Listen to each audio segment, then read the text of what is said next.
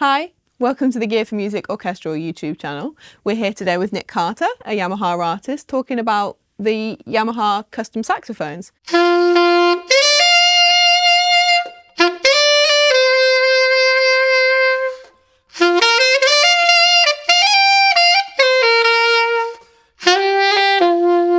So these are the Yamaha Alto custom saxophones. You've got the YAS 875EX and you've got the YAS 82Z.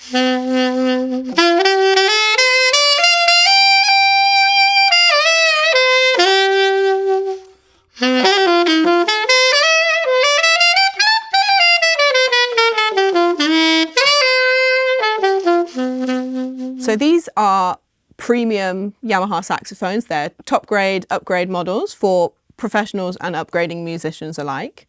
So these are really quite similar models, aren't they? Mm-hmm. Yeah, definitely. They both, if we do like, I guess what's the sort of same, like spot the difference, I guess. Yeah. So really similarities being they both have a V1 neck, a V1 crook. This is an improvement that Yamaha have made for both of these models, which again is great intonation, very free blowing.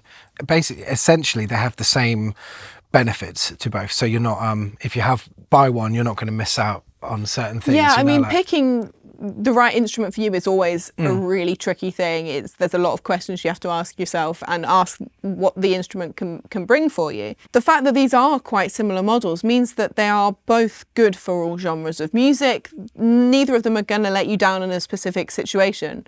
And they do have the same major benefits that Yamaha have really thought about to make the technical aspects of them and make really a good saxophone. Yeah, definitely. Yeah, I think the difference being what it comes down to is the sound, and the Z has a slightly different bore to the EX. And by the bore, that's basically the tube. So what I've got here, the EX, in my opinion, is a slightly brighter sounding. So playing the styles of music that I work with, I have an EX myself, suited to more popular music playing, jazz, other things like that.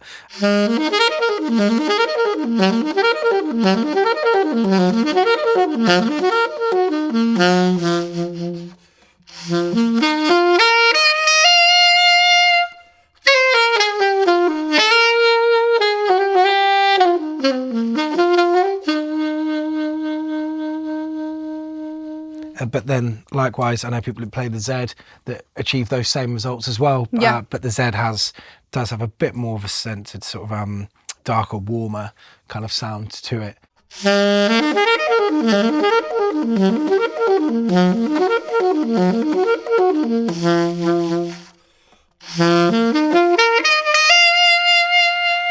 And also the other thing is that there's a few more finishes available with the Z as well. You've got 6 finishes in the Z and only 4 in the EX.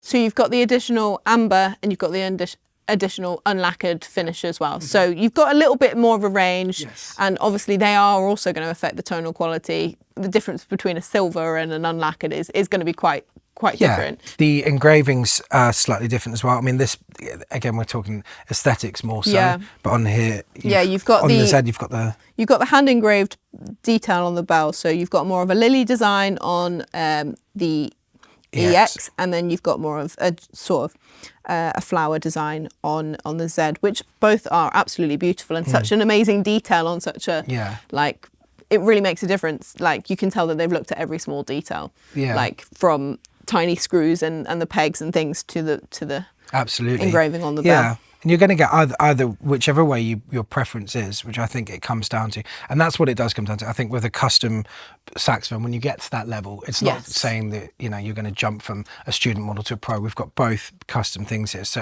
it becomes subjective. So it's not for me to say I have my own preference of things that I've played, but for someone else. I think what you can be guaranteed with is that you've got a solid made saxophone, both of them.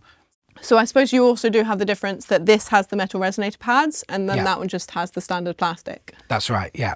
So that is going to affect the tone again a little bit, like the shape of the bore. There is going to be some small differences, but it is quite a personal thing, really. And it might also come down a little bit to your setup. Absolutely, yeah, and what mouthpiece you're playing and, just what you're trying to achieve with your sound and everything.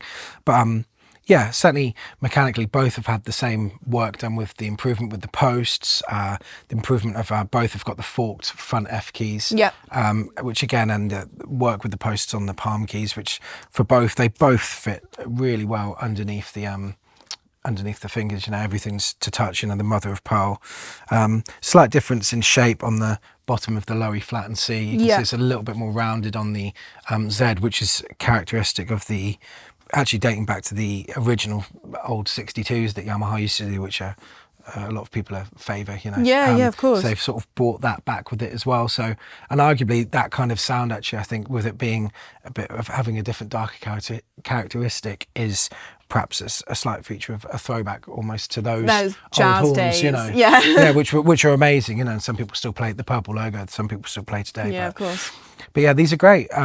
As I say, I think they're both worth playing, both worth trying, and then making your own decision. But certainly, if you have one and not the other, you're not going to be shortchanged, because you're going to have, either way, you're going to have a really well-made saxophone and something really that's going to versatile really work. instrument that's really going to support you in your career and absolutely whatever music you want to make.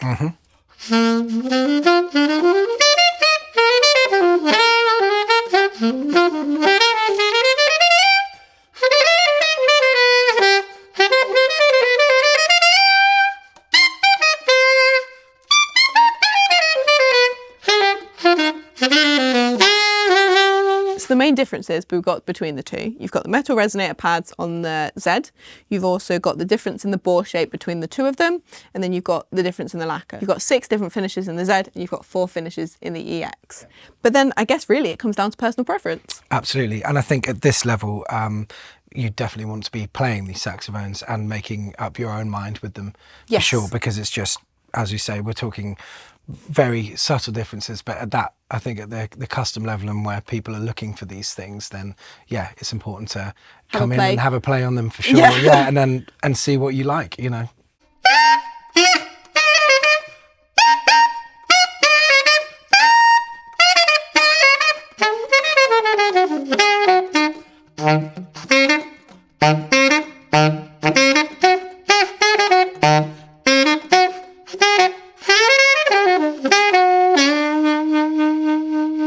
Thank you so much for talking to us about these.